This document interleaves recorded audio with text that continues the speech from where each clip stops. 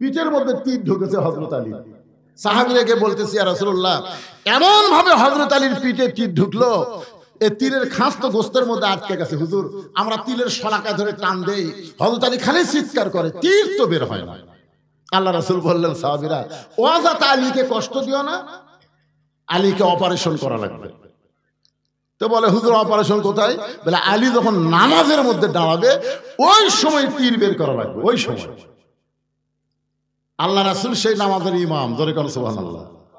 আবু বকর হযরত আলীর ডান পাশে, ওমর ফারুক বাম পাশে, আর ওসমান রাদিয়াল্লাহু দ্বিতীয় কাতারে। আল্লাহ রাসূল বললেন, রে জাবের আর হুযায়ফা, তোমরা কোথায়? বলে, লাব্বাইক ইয়া রাসূলুল্লাহ।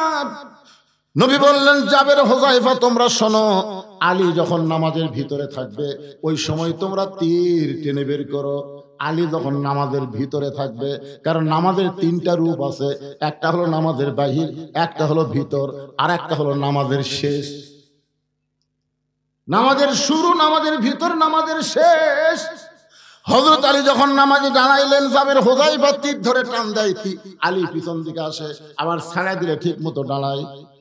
যখন হযরত আলী নামাজের শেষ দেয়, জাবের আর হুযায়ফা দুইজন সাহাবী হযরত আলীর পিঠের উপরে পা দিয়ে এত জোরে হ্যাঁচকা টান মারছে, তীর শুধু বের হয় নাই, তীরের সঙ্গে পিঠের গোস্ত পর্যন্ত ছিঁড়াইছে।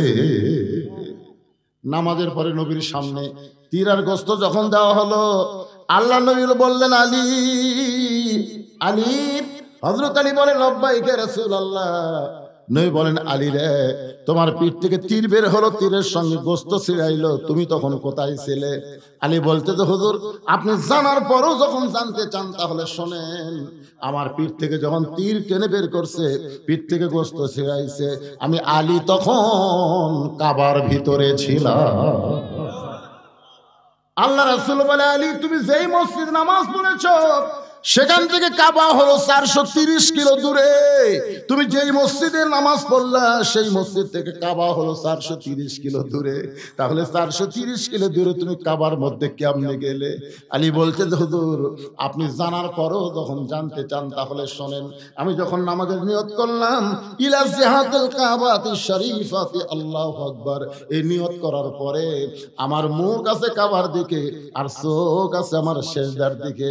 আমার দুইটা চক্ষু এক সময় আমি বন্ধ করবার চাই না, আমার দুইটা চক্ষু এমন ভারী হয়ে গেল, অটোমেটিক ভাবে দুইটা চক্ষু যখন বন্ধ হয় আমি তখন দেখতে পাই। তার মানে বোঝা গেল প্রত্যেকটা মুমিনের চক্ষু হলো তিনটা। ধরে বলেন কয়টা? দুইটা চক্ষু যখন বন্ধ হয় আমি তখন দেখতে পাই যে এই জায়গায় সিজদা দিব, ওই জায়গায় আল্লাহর কাবা ঘর এসে দাঁড়িয়ে গেছে। আমার চোখটা দর দর করে পানি পড়তেছে। নামাজের মালিক আল্লাহ ডাকতে বলে, আলী,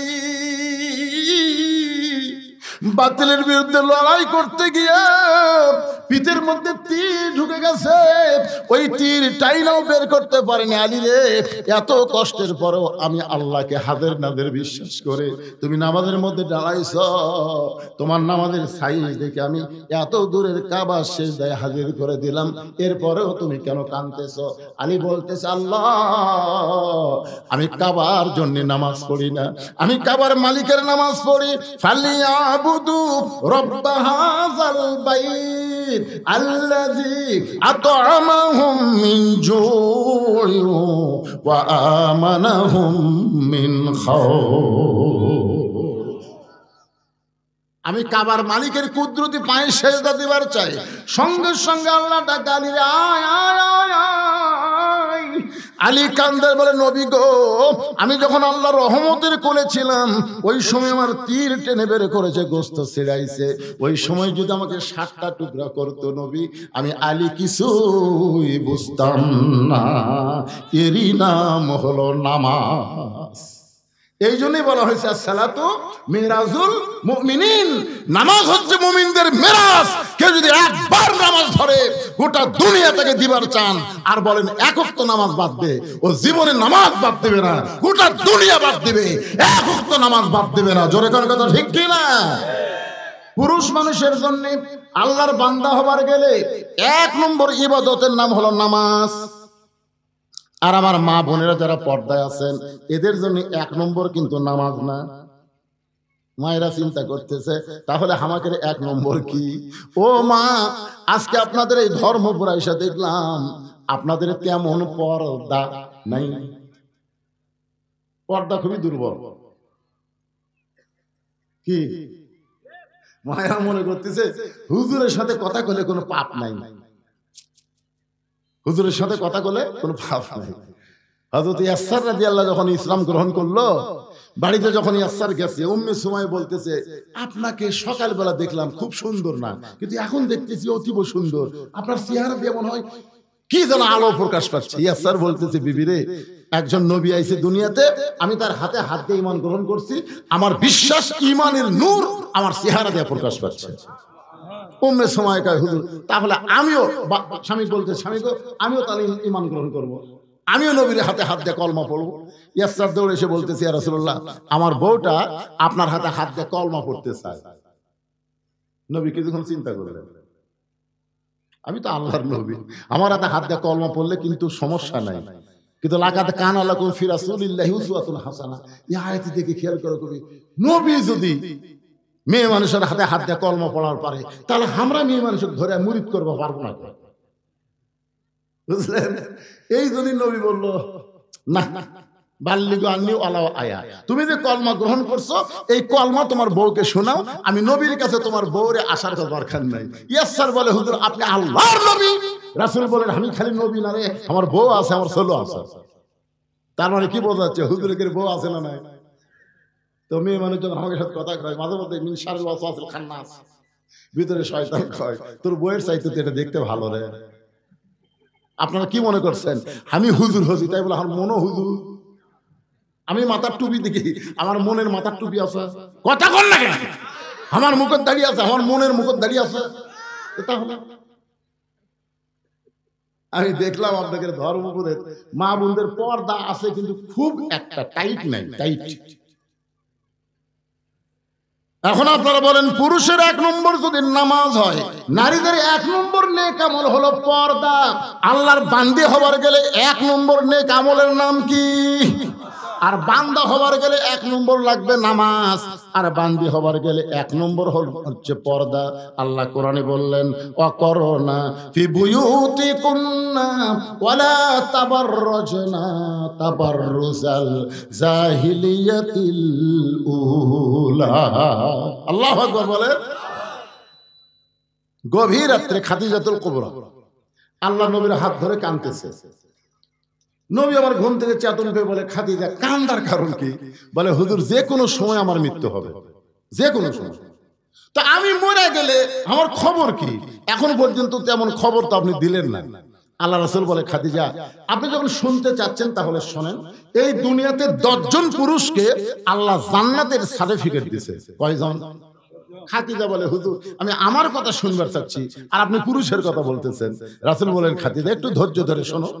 10 জন পুরুষের 1 নম্বর হলো আবু বকর, 2 নম্বর হলো ওমর, 3 নম্বর ওসমান, 4 নম্বর আলী, 5 নম্বর আব্দুর রহমান ইবনে আওফ, 6 নম্বর জুবাইর, 7 নম্বর তালহা, 8 নম্বর সাদ ইবনে আবি ওয়াক্কাস, 9 নম্বর আবু সাঈদ, আর 10 নম্বর হলো উবাদা ইবনুল জাররাহ।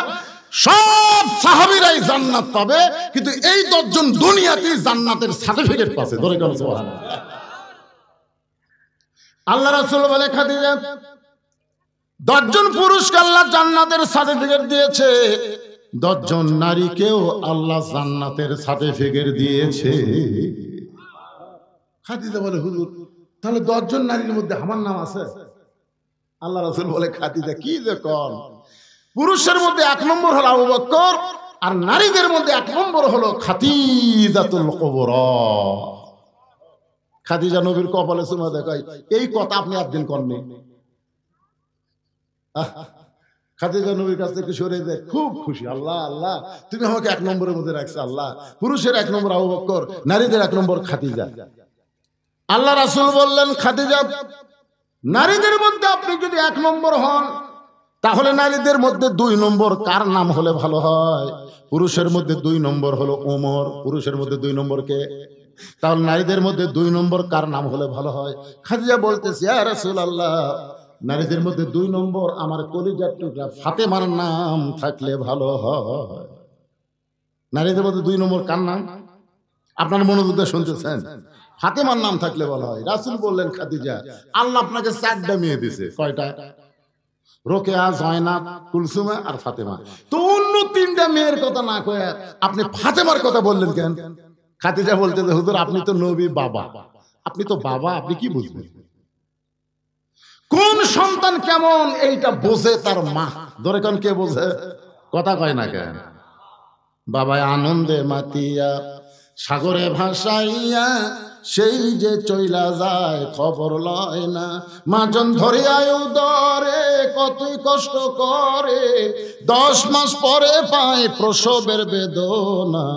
এমন দরদি ভবে কেউ হবে না আমার মা, মা গো।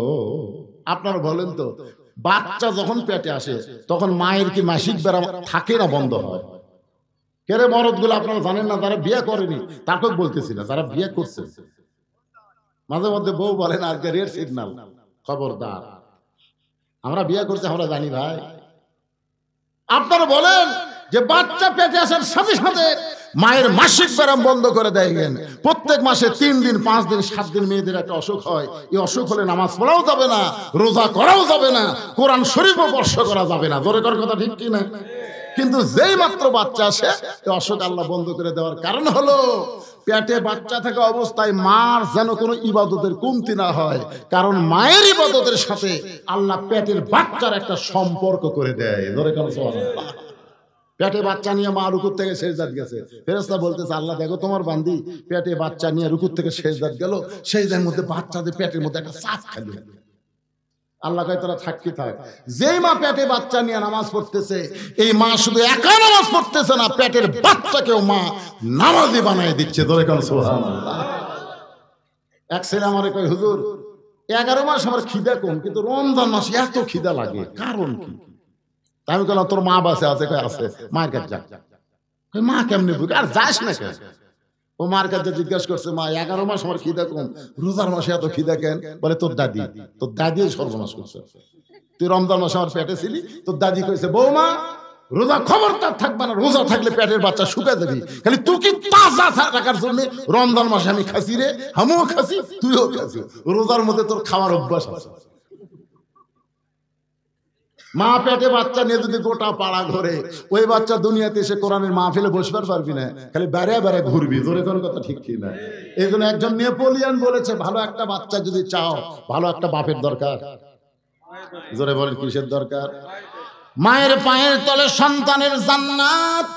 ও মা, বাবার পায়ের তলে সন্তানের জান্নাত না দিয়া মায়ের পায়ের তলে সন্তানের জান্নাত কেন দিল মা? আপনার কেমন জাতি একটু শোনার দরকার আছে না নাই? রাসূল বললেন, খাদিজা ফাতেমা তো জান্নাতি নয়, ফাতেমা তো জান্নাতি নয়। খাদিজা বলে, রাসূলুল্লাহ ফাতেমা যদি জান্নাতি না হয় তাহলে ফাতেমার খবর কি?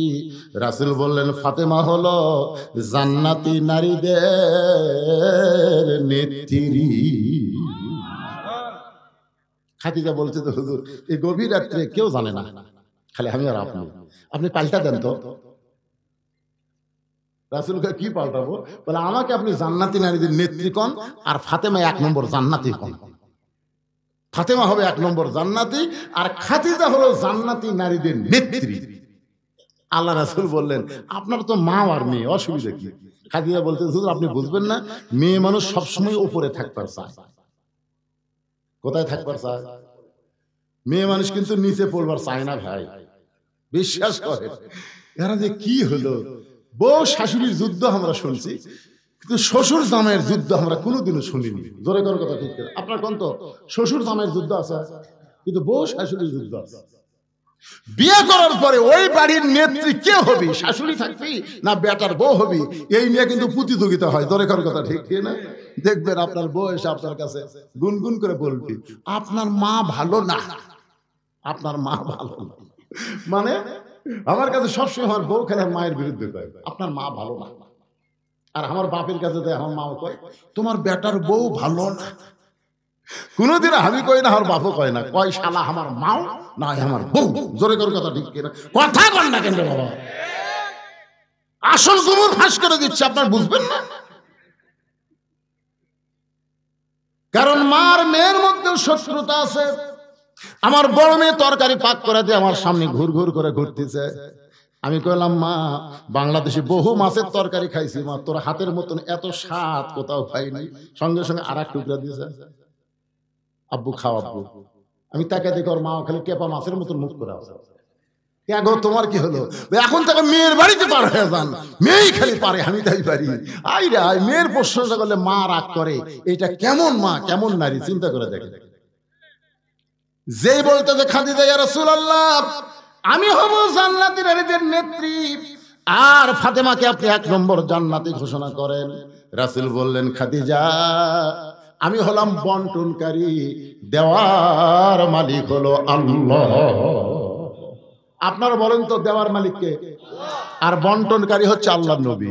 আমি শুধু আপনাদের দুইজনকে জানাই দিলাম আসলে দেওয়ার মালিক আল্লাহ। সঙ্গে সঙ্গে খাদিজা বলে, রাসূলুল্লাহ কোন আমলের কারণে আমার ফাতেমাকে আল্লাহ খাতুনে জান্নাত ডিগ্রি দিল, এটা যতক্ষণ আপনি না বলবেন আপনার হাত আমি ছাড়ব না। আমার মায়েরা যারা পর্দার অন্তরে বসে আছেন, মা আপনাদের জন্য ওয়াজ হচ্ছে। মা খাদিজা নবীর হাত ধরে বললেন, কোন আমলের কারণে ফাতেমাকে আল্লাহ খাতুনে জান্নাত ডিগ্রি দিল, যতক্ষণ পর্যন্ত না বলবেন আমি আপনার হাত ছাড়বো না। সঙ্গে সঙ্গে আল্লাহ নবী বললেন, খাদিজা আপনার চোখের সাইজ, মুখের সাইজ, নাকের সাইজ, এই যে আপনার একটা সাইজ, এটা দুনিয়ার কত পুরুষ বলতে পারে আপনি কি হিসাব করে জানেন? খাদিজা বলে, রাসূলুল্লাহ 40 বছর বয়সে আপনার সঙ্গে আমার বিয়ে হলো। ওই সময় মক্কার সবচাইতে ধনী রমণী ছিলাম। অনেক ব্যবসা বাণিজ্য করার কারণে হাজার হাজার পুরুষের সঙ্গে আমার দেখা সাক্ষাৎ হয়েছে। আমার নাকের সাইজ কেমন, আমার চোখের সাইজ কেমন, আমার গায়ের রং কেমন, এটা দুনিয়ার বহু পুরুষ বলতে পারে। রাসূল বলে, খাদিজা দুনিয়ার বহু পুরুষ আপনাকে চিনে, আপনার চেহারার কথা বলতে পারে। এখন বলেন তো আপনার পেটের মেয়ে ফাতেমাকে দুনিয়ার কত পুরুষ বলতে পারে? ফাতেমার নাকের সাইজ কেমন, ফাতেমার গায়ের রং কেমন, ফাতেমার মুখের সাইজ কেমন, এটা দুনিয়ার কত পুরুষ বলতে পারে? খাদিজা বলে, পর্দানিশী আমার ফাতেমা পর্দানিশী। আমি মা হয়ে বলতেছি, আমার ফাতেমা যখন জন্ম নিছে আমি খাদিজা তাকায় দেখি ফাতেমা তার 2টা হাত দিয়া তার নিজের ইজ্জত পর্যন্ত ঢেকে রাখছে। আমি খাদিজা ফাতেমার ইজ্জত মা হয়েও কোনোদিন দেখতে পারিনি। আল্লাহ রাসূল বলে, খাদিজা ফাতেমা শুধু শিশু অবস্থায় পর্দার মধ্যে জন্ম হয়নি, এই ফাতেমা পর্দার মধ্যে বড় হবে। আবার গভীর রাত্রে দুনিয়া থেকে পর্দার ভিতরে ফাতেমা দুনিয়া থেকে বিদায় নেবে। যে রাত্রে ফাতেমা দুনিয়া থেকে বিদায় নেবে, আমার মায়েরা যারা আছে একটু মনোযোগ দিয়ে শোনেন। গভীর রাত্রে হযরত আলীকে বুকের মধ্যে নিয়ে ফাতেমা ছোট বাচ্চার মতন কাঁদতেছে। আলী বলে, ফাতেমা কি হলো আপনার, এমন করে আপনি কেন কাঁদতেছেন, কি হয়েছে আপনি বলেন? ফাতেমা বলে, স্বামী গো, আল্লাহ তাআলা আমার দোয়া কবুল করেছে, আল্লাহ আমার দোয়া কবুল করেছে। আলী বলতেছে, দোয়া কবুল হলো আনন্দের লক্ষণ। কি এমন দোয়া করলেন যে দোয়া আল্লাহ কবুল করলো, আপনি কাঁদতেছেন? ফাতেমা বলে, স্বামী আমি সব সময় আল্লাহকে বলেছি, আল্লাহ ফাতেমার মৃত্যুটা পর্দার মধ্যে দিও, আল্লাহ তাআলা আমার পর্দার মধ্যে মৃত্যু দিবে, এই দোয়াটা আল্লাহ আমার কবুল করেছে। আলী মুসকি মুসকি হাসার কয়, পাগলি নেই যে সারা জীবন পর্দার মধ্যে ছিল, সে তো পর্দার মধ্যেই মারা যাবে। যারা পর্দা মানে না তারাই পর্দার মধ্যে মরতেছে। ধরে কারো কথা ঠিক কিনা? আপনার বলেন তো, আপনাকে এলাকায় কোনো মেয়ে মানুষ মারা গেলে কয় কাপড় কথা কয়? আমার এলাকায় একটা মেয়ে মানুষ ভোটর ডানা চলে, বুঝলেন? ভোটর যে মরদ মানুষ পাচ্ছে দৌড়ে যায়, হাতটা ইয়ে করে দেখে, হাত ভাই একটা ভোট দেওয়াই নাকি ভাই, মানে চাকি পাই তারই হাত দিয়ে বুকর যায়। আমি চিন্তা করলাম, এই মেয়ে তো ভোটের জন্য এত নিচে নামিছে, এক বলে তো আমার কাম হবে না, যাওয়া লাগবে ওর স্বামীর কাছে। একটা ইয়ে দিত ওর স্বামীর কাছে। আমি যা বললাম, ভাই আপনার বউ যদি হঠাৎ মারা যায় কয় কাপড় দিবেন? স্বামী করছে, হুজুর আপনি আলেম হয়ে প্রশ্ন করলেন কেমন? মেয়ে মানুষ মারা গেলে তো 5 কাপড়ই। আমি বললাম, যে হারে পুরুষের কাছে পুরুষের কাছে ভোট চাচ্ছে, ও 5 কাপড় 50 কাপড় দিলেও তো কাম হবে না। আপনার বলেন পর্দা কখন, মরার পরে না মরার আগে? মরার আগে না মরার পরে? মরার পরে 5 কাপড় দিয়ে খাটনির যখন মেয়ের লাশ লাগছে, লাশটা পর্যন্ত চাদর দিয়ে ঢাকছে। সবাই বলতেছে মেয়ে মানুষের লাশ দেখাও হারাম। মেয়ে মানুষের জেতা দেখা যায় তো লাশ দেখা হারাম বলতেছেন, জেতা দেখা অবস্থা বলেননি কেন? একে চাদর দিয়ে ঢেকে রাখছে। ফেরেশতারা বলতেছে আল্লাহ এই মেয়ে মানুষ যখন জেতা ছিল গোটা ধর্মপুর ঘুরিছে, গ্রামের সবাই একসিনে, মরার পরে 5 কাপড় দিয়ে চাদর দিয়ে ঢাকলো কেন? আল্লাহ বলতেছে দেশের নাম বাংলাদেশ রে, ওই দেশের মেয়েরা বাঁচতে মানে না রে, মরার পরে মানে। আপনারা বলেন তো ভাই, বুড়ি মানুষ বোরকা গাওয়ার দেখুন লাভ আছে? এই ছেলেরা কথা কথা, একটা বুড়ির দিকে আমার মতন বুড়ির দিকেও তাকায়, সেই বুড়ি বোরকা পরছে আর যুবতী পরিমণির মতন হাই হিল করে কিলকিল করতেছে, অন্যটা আবার গলার মাফলা বানা এরকম মাঝখান দিয়ে চলছে। একটা বুড়া মানুষ পর্যন্ত চোখ তেরা করে বারবার তাকায়। আমার ওয়াজের মধ্যে আছে 50 বছর আমের গাছের গোড়াত বেড়া যদি কেউ দেয়, একজন বলে বেড়া কেন দিচ্ছেন? বলে গরু ছাগল যদি খায় ভাই সতর্ক থাকা ভালো। 50 বছর আমের গাছের দিকে গরু ছাগল ঘৃণা করে তাকাবি না রে। বেড়া যদি দিবার চাও যে লখ লখা পাতা বাড়াচ্ছে, ওই ছোট গাছের বেড়াতে হবে। বুড়ির গায়ে বোরকা দিয়ে লাভ নাই, যুবতীর গায়ে পর্দা করা লাগবে। যখন ঠিক কথা বলে আজকে বুড়ি বোরকা পরে মরা লাগবি ভাই, কে যুবতী মরবি না? আমার মায়েরা মনোযোগ দিয়ে শোনেন, হযরত আলী বলে ফাতেমা সারা জীবন পর্দা করেছো, আল্লাহ তোমার পর্দার মধ্যে মৃত্যু দিবে কবুল করেছে, আনন্দ করে খুশি হও। ফাতেমা বলে স্বামী গো আমার দোয়া আল্লাহ কবুল করেছে, কবে আমার মৃত্যু হবে সেইটাকে শুনবেন না? আলী বলে ফাতেমা মরার খবর দুনিয়ার কেউ বলতে পারে না। ফাতেমা বলতেছে আল্লাহ পাক আমাকে জানাইছে আজকে গভীর রাত্রে ফাতেমার মৃত্যু হবে। আল্লাহ পাক আমাকে জানাইছে গভীর রাত্রে ফাতেমার মৃত্যু হবে। এইমাত্র বলেছে গভীর রাত্রে ফাতেমার মৃত্যু হবে। গাছের গোলা কাটলে গাছটা যেমন ঠাস করে পড়ে যায়, হযরত আলী তেমনি পড়ে গেলেন ঘরের মাঝায়। মা ফাতেমা মুস্কি মুস্কি হাসতেছে, মুস্কি মুস্কি যিনি গভীর রাত্রে মৃত্যুবরণ করবে তিনি হাসতেছে। তার মানে বোঝা গেল আল্লাহ রাহে যাদের জীবন যাবে তাদের মৃত্যু কোনো কষ্টের কারণ না। আবু সাইদের মৃত্যু কষ্ট হয়নি, জোরে কোন কথা ঠিক কি না? আপনারা ভিডিও দেখেননি? আমি তো ভিডিও দেখি আর অ্যানালাইসিস করি, চিন্তা করি কে রে মার গুলি করলো, একটা গুলিতে আমরা কি বলতাম? ও মারে বাবারে মরে গেলাম রে, জোরে কোন কথা ঠিক কিনা? আপনার বলুন তো আবু সাইদের মুখ এরকম কোন শব্দ আছে? সিনা টান করে দাঁড়া আছে। আরে শোনা যায়নি কিন্তু তো দেখেও বোঝা যায় রে পাগলারা, দেখে বোঝা যায় না? খালি শোনাই লাগবে, সব শোনা যায়নি। কোন দল রে?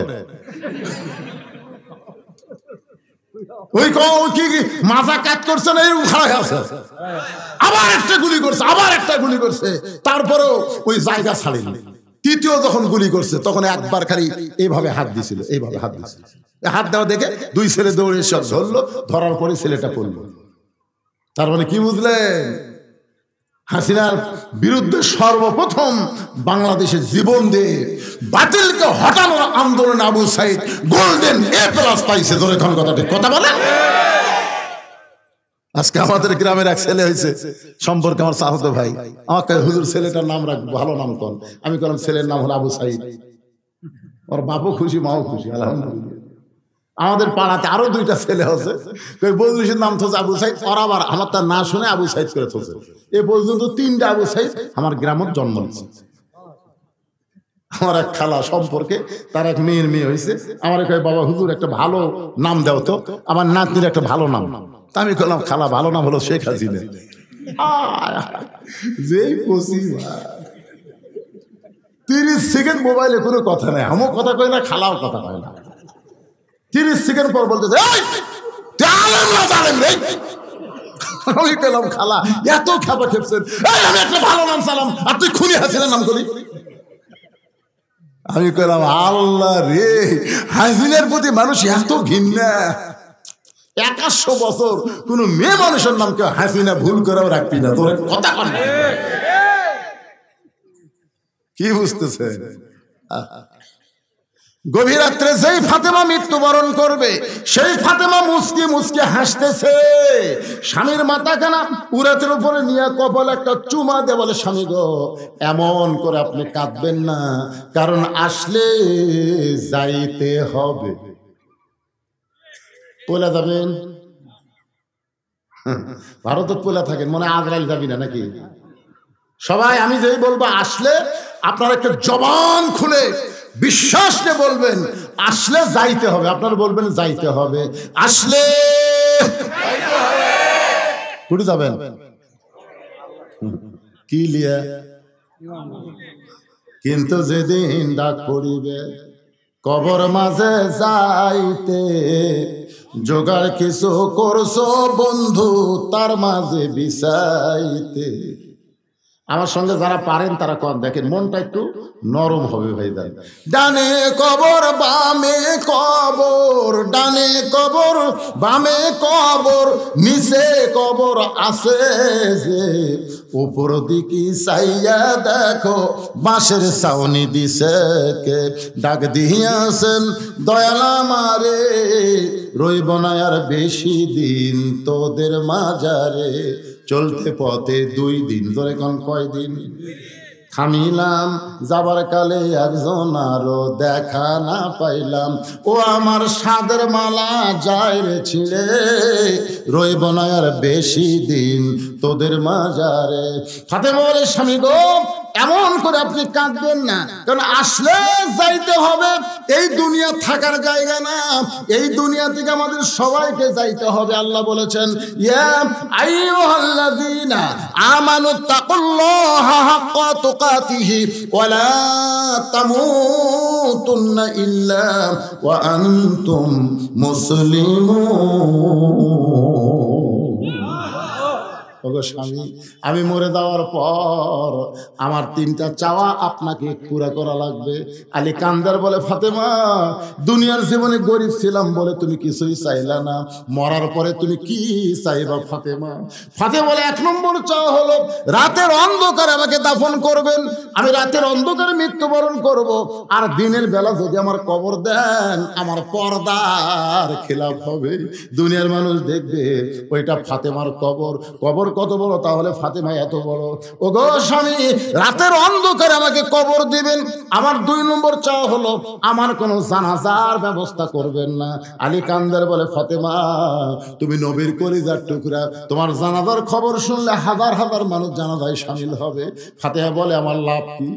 হাজার হাজার মানুষ যদি দোয়া করে ফাতেমা ভালো, আর আপনি যদি বলেন আমার বউ ভালো না, ওই হাজার মানুষের দোয়া দিয়ে ফাতেমার কোনো লাভ হবে না। আর দুনিয়ার সব মানুষ যদি বলে ফাতেমা খারাপ, আর আপনি যদি বলেন আমার ফাতেমা ভালো, ওই স্বামীর সার্টিফিকেটে ফাতেমার 8টা জান্নাতের দরজা আল্লাহ খুলে দিল। তাহলে বউ ভালো হওয়া লাগবে কার কাছে? দেওরার কাছে? কথা কয় না কেন, কথা কয় না কেন? বউ ভালো হওয়া লাগবে স্বামীর কাছে। আমাদের গুলো লব উল্টা কয়, খালি তুমি আমার দেখবার পারো না, খালি তুমি। গোটা পাড়া ঘুরে দেখো আমার বিরুদ্ধে কেউ নাই। আমি কই কে রে, পাড়ার লোক তো যদি ভালো কয়, তুই কি ওভার ডিউটি করিস নাকি রে? কি ভাবতেছেন? আমার মায়েরা খালি কুটকুট করে শুনছি, তার হাসতেছে, কি রে হুজুর এলা কথা কুটি ভাই। মায়েরা শুনুন, যদি জান্নাতে যাবার চান, নিজের স্বামীকে খুশি করে জান্নাতে যান। রাসূল বলেছেন আল্লাহর পরে কাউকে যদি সেজদা দেওয়ার হুকুম থাকতো, তাহলে প্রত্যেকটা বউকে বলতাম স্বামীর পায়ে সেজদা করো। আল্লাহ ছাড়া কাউকে সেজদা দেওয়ার হুকুম নাই। এ কথার দ্বারা নবী বুঝাইলেন আল্লাহর পরেই মেয়ে মানুষের সবচাইতে দামি ওই ব্যক্তি হলো তার মহান স্বামী। এদিকে কি গল্প শুরু হলো? এই নিজের ভাইরাই প্রতিদিন ওয়াজ শোনে, তো ওর কারণ কি গল্প রে, এরা পাগলা হয়ে শুনতেছে আর আর গল্প মারতেছে। তার মানে কিসের লোক নাই? একটু মনোযোগ দিয়ে শোনেন ভাইজান। আমার 3 নম্বর চাহিদা হলো আমার লাশটা খাটনিতে তুলবেন না। ফাতেমা বলতেছে আমার লাশটা খাটনিতে তুলবেন না। আমি ফাতেমা হিসাব করে দেখলাম 4 জন পুরুষ মানুষ খাটনি কান্দে নিবে, কিন্তু দুনিয়াতে ফাতেমার 4 জন পুরুষ নাই। যদি আমার বাবা থাকতো দুনিয়ায়, মরা মেয়ের লাশের খাটনি বাবা কান্দে নিবার পারত। আমার হাসান হোসেন যদি বড় হইতো, মায়ের লাশের খাটনি কান্দে নিবার পারত। ওগো স্বামী, আপনি আমার লাশটা কান্দে করে নিয়ে ওই জান্নাতুল বাকির পূর্ব কোণায় দাফন করবেন। আপনি যদি আমার কবর খুঁড়তে কষ্ট হয় তাহলে আপনার একান্ত বন্ধুকে বলবেন সে যেন গোপনে আমার কবর খনন করে দেয়। হযরত আবু যর গিফারির কাছে গেল। আবু যর গিফারি কবর খনন করতে গিয়ে তিনটা কথা বলেছিল। এক নম্বর কথা হলো, কবর রে তুই কি জানিস তোর মধ্যে এমন একজন মহিষী নারীকে রাখা হবে, আল্লাহ নবীর মেয়ে হওয়ার পরেও তাকে মা বলে সম্মান করেছে। এ কবর খবরদার বেয়াদবি করিস না, তোর মধ্যে এমন একজন মাকে রাখা হবে যার দুইটা সন্তান জান্নাতি যুবকদের সর্দার। রে কবর খবরদার বেয়াদবি করিস না, তোর মধ্যে এমন একজন বিবিকে রাখা হবে যার স্বামী হলো আসাদুল্লাহিল গালিব। এই কথা বলে যখন কোদাল মারতে চায় কবরের মধ্যে থেকে শব্দ আসতেছে, ও কবর আবু যর, কার মা কার মেয়ে কার বিবি এইটা কবর দেখবে না। আমল যদি ভালো হয় কবর জান্নাতের বাগান হবে, আমল যদি খারাপ হয় কবর জাহান্নামের গর্ত হবে। এটা কিন্তু ফাতেমার জন্য বলা হয়নি, এটা বলা হয়েছে আমাদের জন্য। জোরে কোন ঠিক কি না? তার মানে বোঝা গেল কবরে যাইতে গেলে আমলহীন কবরে যাওয়া যাবে না। আপনি কবরে যাওয়ার পরে এক নম্বর প্রশ্ন করবে, মান রব্বুকা। কি প্রশ্ন? মান রব্বুকা, তোমার রব কে? আপনি আপনাকে বলাই লাগবে না, আপনি যে নামাজ পড়েননি আপনার পক্ষে নামাজ খারাপ হবে। এই মুনকির নাকির, কাকে রব সম্পর্কে প্রশ্ন করতেছিস? মুনকির নাকির বলতেছে এদাই শুয়ে আছে কবরে, কে বলে আরামের ঘুম দিল, আবার মান রব্বুকে প্রশ্ন করিস। বলে আপনি কে? বলে আমি হলাম ওনার নামাজ, আমি হলাম ওনার নামাজ। তুমি জানো সারা জীবন কয় ওয়াক্ত নামাজ পড়ছে? মুনকির নাকির আমাদের ক্যালকুলেটর নাই তো, তাহলে মান রব্বুকে প্রশ্ন করতেছ কেরে? মসজিদে যাই নামাজে নিয়ত করার পরে যে লোকটা বলেছে আলহামদুলিল্লাহি রাব্বিল আলামিন, রুকুতে যায় যে লোকটা বলেছে সুবহান রাব্বিয়াল আযীম, সেজদায় গিয়ে যে লোকটা বলেছে সুবহান রাব্বিয়াল আলা, এত রব রব করে কেমন কবর হচ্ছে আবার রব। মুনকির নাকির কয় আল্লাহ তোমার বান্দাকে মান রব্বুকে প্রশ্ন করার সাথে সাথে নামাজ যে খেপা খেপছে, আমরা কি করব? আল্লাহ কয় যে নামাজ যে কবর আইছে তার রবের উত্তর হয়ে গেছে। জোরে কোন সুবহানাল্লাহ। কি ভাবতেছেন বেনামাজিরা? খালি মরিয়া দেখেন। একটা গান আছে ছোটবেলা শোনেননি?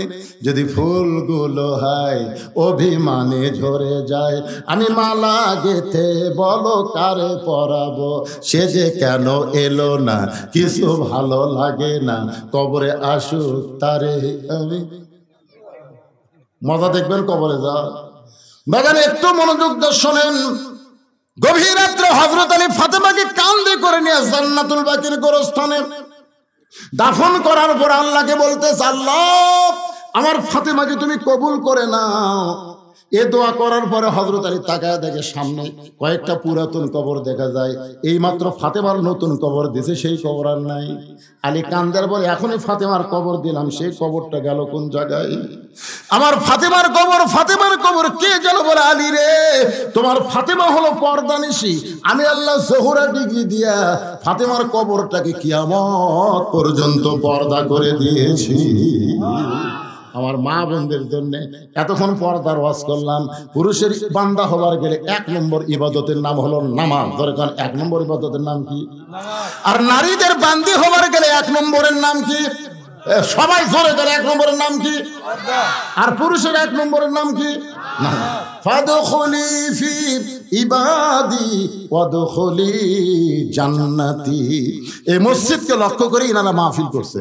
আমি আপনাদের কাছে একটু রুমাল গামছা পাঠাবো, এই যে সমস্ত ছেলেরা মাহফিল করেছে তাদের পক্ষ থেকে আপনাদের কাছে যাবে। এখন আমরা সকল আলেম ওলামা আপনাদের সামনে বলে দিয়েছি, যালিকাল কিতাবুল লা রাইবা ফিহি হুদাল লিল মুত্তাকিন। এটা এমন একটা কিতাব যার মধ্যে কোনো সন্দেহ, সবাই বলা লাগবে সন্দেহ। এখন আপনাদের কাছে আমি জানতে চাই, যেই কোরআন আল্লাহ সন্দেহ মুক্ত আমাদেরকে দিলেন কি জন্যে? ওয়াজ শোনার জন্যে। কি জন্যে? হুদাল লিল মুত্তাকিন, মুত্তাকি বান্দাদের জন্য জীবন ব্যবস্থা স্বরূপ আল্লাহ তাআলা এই কোরআন আমাদেরকে দিলেন। এখন আপনারা বলেন যে মানুষের তৈরি সংবিধান, মানুষের তৈরি আইন মুসলমানের ইমানের জন্য লাভজনক না ক্ষতিকারক? কথা কয় না, বুঝবার পারেন। আমাদের বাংলাদেশে যে সংবিধান চলতেছে, বাংলাদেশের কোর্ট কাছারিতে যে আইন চলতেছে, এই আইন কি আল্লাহর না মানুষের? তো আমরা যদি ইমানদার হই আর কোরআন যদি সন্দেহমুক্ত হয় আর কোরআন যদি হেদায়েতের ব্যবস্থাপত্র হয়, তাহলে আজ থেকে নিয়ত করতে হবে মানুষের কোনো আইন মানবো না, আইন মানবো একমাত্র আল্লাহ। জোরে বলেন কথা ঠিক কিনা?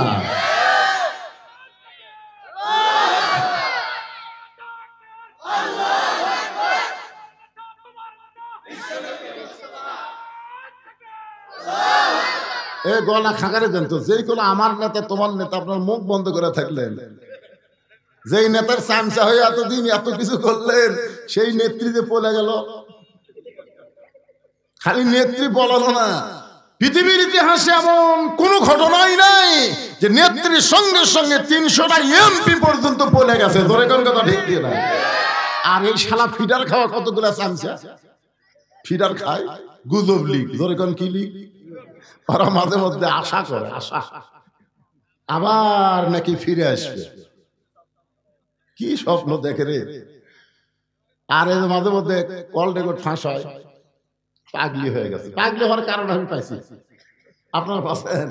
হাসিনা পাগলি হওয়ার কারণ কি? কারণ হলো একটা গাভী হেরে গেছে, বুঝলেন, রোদের মধ্যে দিনের বেলায়। এখন এই বেটা গাভী খুঁজতে খুঁজতে রোদ লাগা মাথা গরম হয়ে গেছে। এখন বেটা বেলা আছে, বেটা যা বলতে কে ভাই এদিকে গাভী গেছে দেখছো? বেটা কয় কে রে বাপ আমার ভাই কয়। দৌড়ে গেছে মায়ের কাছে, মা আব্বা মনে হয় পাগলা হয়ে গেছে, আমার ভাই কইছে। কিছুক্ষণ পর বাপ আসতেছে, বউ কয় কে গো তুমি তোমার ভাই তোমার ছেলেকে ভাই কইছো, তোমার কি মাথা ঠিক আছে? তখন বলতেছে গরু হারালে এরকমই হয় মা।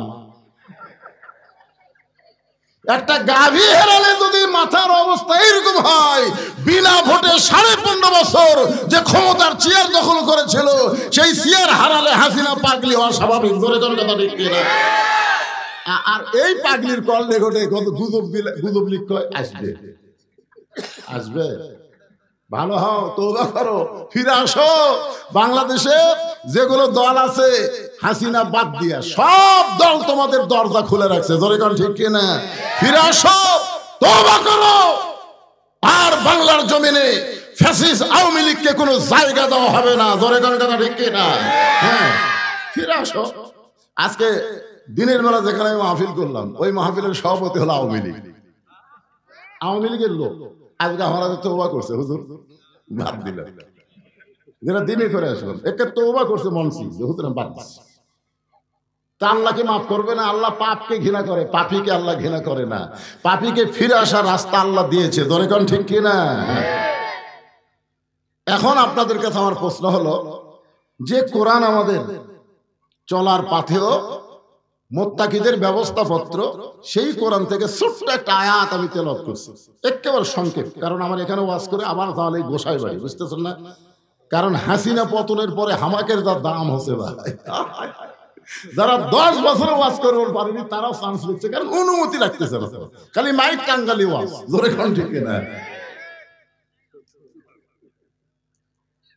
ফাদখুলি ফি ইবাদি ওয়াদখুলি জান্নাতি।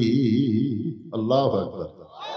দেখেন, ছোট্ট যে আল্লাহর গোলাম হবে, আল্লাহর বান্দা হবে, আল্লাহ বলেছেন সে তখনই জান্নাতে প্রবেশ করবে। এখন আল্লাহর বান্দা হতে গেলে কি লাগবে? আল্লাহ রাসূল বলেছেন বাইনাল আবদি ওয়াল কুফরি তরকুস সালাত। বান্দার কাফের মধ্যে পৃথক করার জিনিসটার নামই হলো নামাজ। যারা নামাজ পড়বে তারা আল্লাহর বান্দা হবে, আর যারা নামাজ পড়বে না তারা কাফের হবে। তার মানে বোঝা গেল নামাজ বাদ দিয়ে আল্লাহর বান্দা হওয়ার কোনো সুযোগ আছে? আপনাদের মসজিদের জন্য মাহফিল, আজকে আমার মন একদিক দিয়ে খুশি, একদিক দিয়ে বেজার। এই ছোট্ট একটা পাড়ায় ধর্মপুরে 3টা মসজিদ, খুব খুশি। কিন্তু বেজার হওয়ার কারণ হলো এরা কি ঝগড়া করেই মসজিদ করলো, না মুসল্লি আটে না দেখে মসজিদ করলো? কি কারণে করলো? মুসল্লি বেশি, তাই না? মাশাআল্লাহ, মুসল্লি বেশি। এটা কি 5 ওয়াক্ত বেশি না জুমার দিনে বেশি? জুমার দিনের জন্য প্রত্যেক পাড়ায় পাড়ায় জুম্মা মসজিদ করার দরকার নাই, ওয়াক্তিয়া মসজিদ করা যাবে। আর গোটা গ্রামের একটা কেন্দ্রীয় মসজিদ থাকবে, জুমা মসজিদ। যেরকম কি মসজিদ? কারণ মসজিদের মাধ্যমে, নামাজের মাধ্যমে মুসলমান একাকার হতে পারে, মুসলমান একত্র হতে পারে। মুয়াজ্জিন আজান দিছে, মুয়াজ্জিন কোন দলে? কথা কয় না। আল্লাহর দলের মুয়াজ্জিন আযান দেওয়ার পরে আওয়ামী লীগের মধ্যে যারা নামাজ পড়ে এরা কোন দিকে যায়? মসজিদে আসে না? বিএমপি যারা নামাজ পড়ে তারা কোন দিকে যায়? মসজিদে যায়। জামাত ইসলাম, তাবলীগ, পীর মুরিদি আযান শোনার পরে সব দলের মুসলমান এক ঘরের মধ্যে ঢুকতে চায়। আল্লাহুম্মা আফতাহ লি আবওয়াব রাহমাতিক। আওয়ামী লীগও ডান পাও, বিএমপিও ডান পাও, জামাতও ডান পাও, তাবলীগও ডান পাও, সবাই ডান পাও দিয়ে দোয়া পড়ে ঢুকলো। ঢোকার পর আওয়ামী লীগ বলতে ভাই আমার দল ক্ষমতাতে আছে, আমি সামনে কথা আর চাপা থাকি। কেন তুই দলের কথা ভিতরে কোষ করে? ভিতরে কোনো দল চলবে না, মসজিদের মধ্যে আইন চলবে আল্লাহর। জোরে কোন কথা ঠিক কি না? আপনারা কোনোদিন দেখছেন আওয়ামী লীগের কাছে বিএমপি ডান আছে, বিএমপির পাশে জামাত ডান আছে, কোনে দিয়ে ঘুতি হচ্ছে? কোনোদিন দেখছেন? বরং কেউ সামনে গেলে টানা কাতার দিয়েছে, কেউ পিছনে পড়লে ঠেলা দিয়ে তাকে সামনে তুলিছে। ফেরেশতা কয় আল্লাহ বাহিরে 14 দল 20 দল আর তোমার ঘরের মধ্যে এক কাতার, কারণ কি? আল্লাহ বলতেছে এই জন্যই তো আল্লাযীনা মাক্কান্নাহুম ফিল আরদ। মুসলমান দেশে কোন মুসলমানকে যখন ক্ষমতা দেওয়া হবে তার 1 নম্বর দায়িত্ব হলো আকামুস সালাত, নামাজ কায়েম করা। দরকার কি কায়েম করা? নামাজ কায়েম যতদিন না হবে যতই মসজিদ বানান মুসল্লি কোনোদিন বাড়বে না। আমরা কিন্তু ওয়াজ কম করতেছি না, আমাদের ওয়াজের দ্বারা মুসল্লি হচ্ছে। তো আগামীতে বাংলাদেশ আমরা এমন একটা দেশ চাই যেই দেশে শুধু মানুষের আইন না, আল্লাহর কোরআনের আইন চালু হয়ে মানুষের আইন কবর দিয়ে বাংলাদেশের নামাজ 25টার আইন পাস হবে। সবাই বলেন আল্লাহুম্মা আমিন। আয়াতটা আরেকবার খেয়াল করেন, মাইকের সাউন্ড এরকম বেশি দিলেন কেন? কমে দাও। ফাদখুলি ফি ইবাদি ওয়াদখুলি জান্নাতি। যে আল্লাহর বান্দা হলো সে জান্নাতে প্রবেশ করলো। আমরা সকলেই যদি জান্নাত চাই, চাই কি চাই না? চাই। জান্নাত চান? লাইলাতুল মিরাজে আল্লাহ রাসূল বাইতুল মুকাদ্দাসে 2 রাকাত নামাজ পড়াইছিলেন। কয় রাকাত? যখন লাইলাতুল মিরাজ পাড়ি দিয়ে নবী সাহাবীদের সামনে মিরাজের ঘটনা বললেন, তখন সাহাবীরা বললেন ইয়া রাসূলুল্লাহ, কোরআন শরীফে একই আয়াতের মধ্যে 2টা মসজিদের নাম আছে, আছে না নাই? সুবহানাল্লাযী আসরা বিআবদিহি লাইলাম মিনাল মাসজিদিল হারাম ইলাল মাসজিদিল আকসা। এরা এই তোরা কি সিজার করা নাকি? না, সিজার করা বাচ্চারা একটু অষ্টাউর হয়। আমরা যারা আছি উপরে একটাও সিজার করা না। কে ভাই সিজার বোঝায় আপনার মা? আসলে আমরা সবাই একেবারে নির্দিষ্ট সময় মতো দুনিয়া যাচ্ছি। আর এই সিজার করা গুলা সময়ের 1 দিন 2 দিন আগে দুনিয়া যাচ্ছে। মানে পেট কেটে দেখে বাচ্চার ঘুমই ভাঙেনি, তখন ডাক্তারের পেটের মধ্যে লিয়ে একটা ঘুরে নিতে, এরকম একটা ঘুরেন দেয়, বুঝলেন, পাও ধরে ওই ঘুরে নিতে মাথার মধ্যে একটা ঝাঁকি খায় বাচ্চা, ওই যে মাথার ঝাঁকি খালো, এই ঝাঁকি খাওয়ার কারণে দুনিয়াতে এসে মোবাইল ছাড়া ভাত খায় না, মোবাইল ছাড়ার কান্না থামে না, কোন জায়গায় 5 মিনিট ধৈর্য নিয়ে বসে থাকবার পারে না। এরা হলো সিজার করার কুফল। আপনারা দেখবেন বাংলাদেশে বড় ডাক্তার কোনোদিন তার বউরে সিজার করায় না। আমি যত ডাক্তার আমার ভক্ত তাদের জিজ্ঞাসা করছি, বড় ডাক্তারকে হুজুর পাগলা আছেন, সিজার করলে মায়েরও ক্ষতি বাচ্চারও ক্ষতি, ডাক্তারের বউ সিজার লাগে না। 2 নম্বর হলো মাওলানার বাড়িতে কোনোদিন মিলাদ হয় না। 3 নম্বর পীরের বউ কোনোদিন মুরিদ হয় না। আপনারা খেয়াল করে দেখবেন, পীরের বউ মুরিদ না হওয়ার কারণ কি জানেন? আমার পীর মাঝে মধ্যে মুরিদের বউয়ের দিকে চোখ মারে, এই লুচ্চার হাতত কে মুরিদ হইবে। আর মাওলানার বাড়িতে মিলাদ হয় না, খেয়াল করে দেখবেন আপনাকে এলাকার মাওলানা পরের বাড়িতে পড়ায় কিন্তু নিজের বাড়িতে হয় না। আর একটা হলো ডাক্তারের বইয়ের কি লাগে না, তোরা যদি সিজার করা হোস যা, আর নর্মালি হলে থাক বাবা থাক, দেখছো আবার ঠেলা ঠেলে করে, আবার ক্যামেরা মারতেছে। বসেন আপনার সবাই এসে সাইজ হয় বসেন। যে কথা বলতেছিলাম একটু খেয়াল করা লাগবে। কি বলতেছিলাম মনে আছে? হ্যাঁ, ইন্না নাহনু নাযালনা যিকরা ওয়া ইন্না লাহু লাহাফিজুন। আপনারা সকলেই বলেছেন এই কোরআনে কোনো সন্দেহ। কোরআন নাজিল হয়েছে 1500 বছর আগে। এখন যদি কেউ আপনাদের বলে হুজুর যখন কোরআন আল্লাহ নাজিল করেছে তখন কোনো সন্দেহ ছিল না, কিন্তু এত বছর কোরআনের বয়স হয়ে গেল, কেউ যদি কিছু কম বেশি করে হ্যাঁ পারবে? যে আয়াত পড়লাম তার অর্থ কি জানেন? আল্লাহ কোরআনকে জিকির হিসাবে নাজিল করেছে, আর কোরআন হেফাজতের দায়িত্ব স্বয়ং কার হাতে? তার মানে বোঝা গেল কিয়ামত পর্যন্ত এই কোরআনের একটা আয়াত, একটা জের, একটা জবর, একটা নুকতা পর্যন্ত কেউ পরিবর্তন করতে পারবে মাশাআল্লাহ। এখন আসেন 3 নম্বর আয়াত হলো অনুনাজ্জিলু মিনাল কুরআনি মা হুয়া শিফাউ ওয়া রাহমাতুল লিল মুমিনিন। আল্লাহু আকবার কর না। আওয়ামী লীগের আল্লাহু আকবার কোনো দিনও হয় না। বিএনপির হুম্মাম কাদের চৌধুরী একবার চিটাগাঙে গেছিল, বিএনপির একটা বিশাল সমাবেশ, এই কাদের চৌধুরীর বেটা সালাউদ্দিন কাদের চৌধুরীর ছেলে হুম্মাম কাদের, নারায়ে তাকবীর। বিএনপির যত লোক সামনে ছিল সবাই বলছে আল্লাহু আকবার। তার মানে বোঝা গেল বিএনপি যদি তাকবীর দেয় আল্লাহু আকবার কথা বলার মানুষের অভাব নাই, কিন্তু দেয় না, দেয় না। আপনাদের বহু মিছিল আমি দেখছি, মাঝে মধ্যে হয়, তা আমার কানও পড়ে না। না হুম্মাম কাদের চৌধুরীটা পাইয়া আমি যে 1 বছর ওয়াজ করছি ভাই, সালাউদ্দিন কাদের চৌধুরী একটা বাঘের বাচ্চার জন্ম দিয়েছে, দরকার কথা ঠিক কি না? ওনারে মিথ্যা মামলায় ফাঁসি হাসিনা বিয়া করেনি দেখে কালকি, এই জন্য কিন্তু ওনারে ফাঁসি দিচ্ছে, দরকার ঠিক কি না? হ্যাঁ ওনার ছেলে দিয়েছে বাবা মারে। তো এখন কিছু সাংবাদিক ওই ইঞ্জিনিয়ার কি মাহমুদ না না না আপনাদের বিএনপির বড় নেতা বলে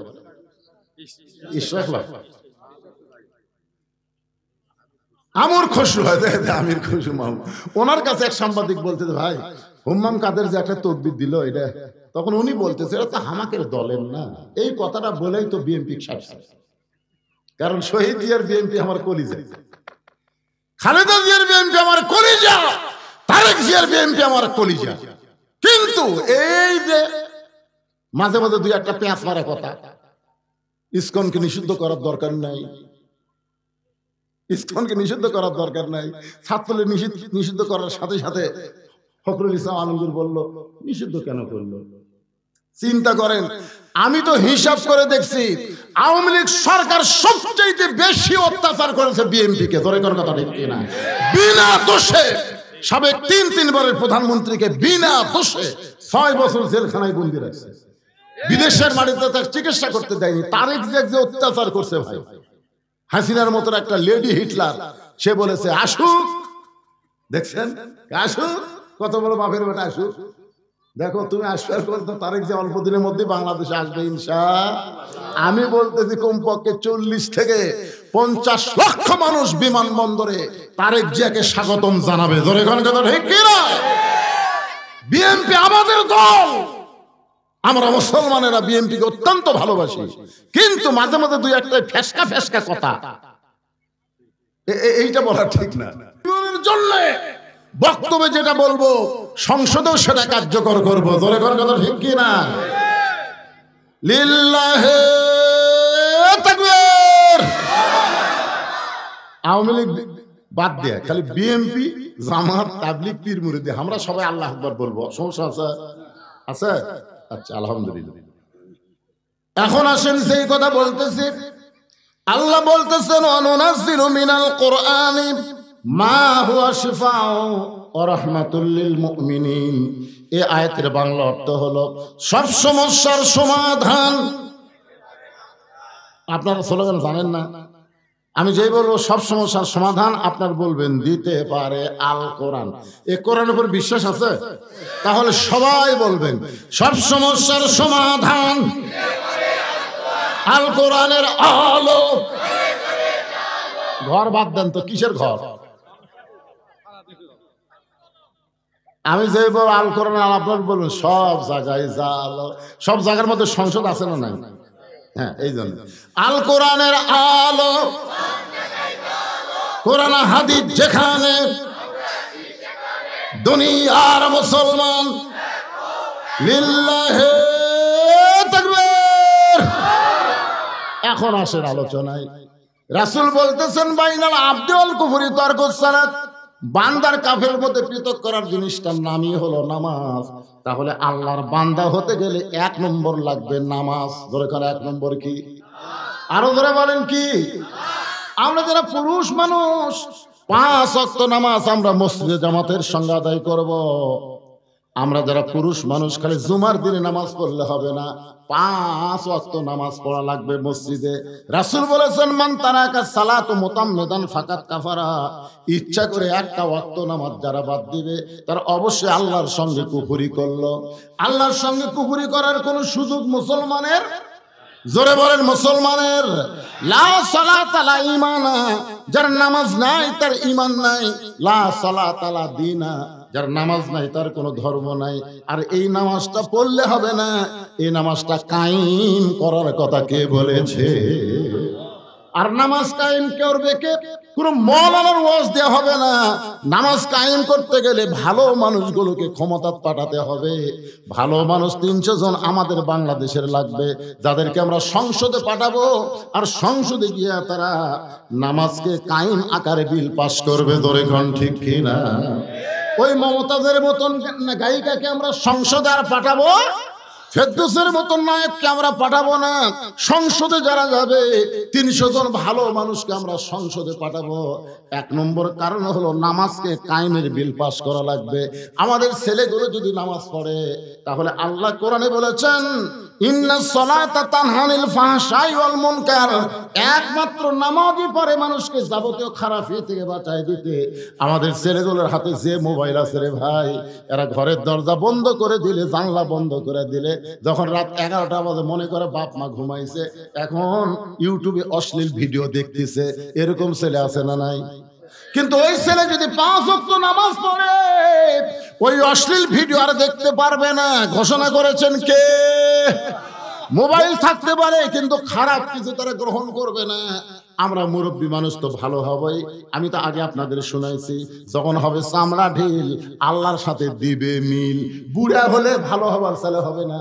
সারা জীবন ঘুষের চাকরি করছে, এখন চাকরি যখন চলে গেছে তখন তওবা করতেছে, চাকরি শেষ, এখন তওবা করতেছে, আল্লাহ আমি আর জীবনে ঘুষ খাবো না, আল্লাহ আমি আর জীবনে ঘুষ খাবো না। আর 2 কান্তে 2 ফেরেশতাকে আল্লাহ এই শয়তানের গালতকে একটা চড় বসাবো। যতদিন ঘুষের চাকরি করছে ততদিন তওবা করেনি, এখন চাকরি গেছে আর তওবা করতেছে। এখন তার ঘুষের চাকরি নেই, খাবি করতে গেছে। যখন চামড়া ঢিল হবে তখন 5 ওয়াক্ত নামাজ মসজিদে ধরছে, রুকু সেজদা ঠিক মতো আর করবার পারে না। 2-1 সিয়ারলে মসজিদে আসে। ধরে কোন কথা ঠিক কিনা? একের মসজিদের মধ্যে সিয়ার ঢুকলে ওই মসজিদের কমিটিকে আল্লাহ বানবি। ওই কমিটি, এই তুই কেমন কমিটি রে? আমার ঘরের মধ্যে সিয়ার ঢোকে, আল্লাহ বলেছেন কুমুলিল্লাহি কানিতিন, দাঁড়াতে হবে আল্লাহর জন্য আনুগত্য নিয়ে।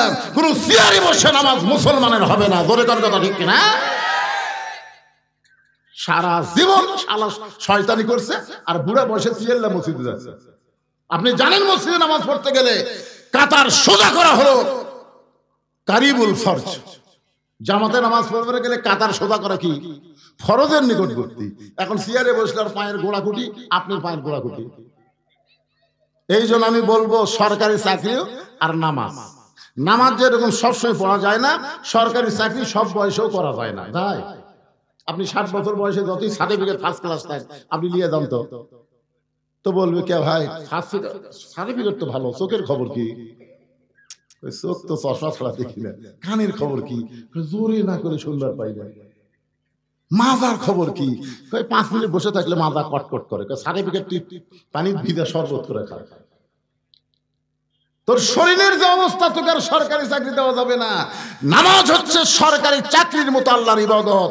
7 বছর থেকে নামাজের তালিম দেওয়া লাগবে, আর 10 বছর থেকে জোর করে নামাজ ধরান লাগবে। জোরে কোন কথা ঠিক কিনা? কথা বলেন না কেন ভাইরা?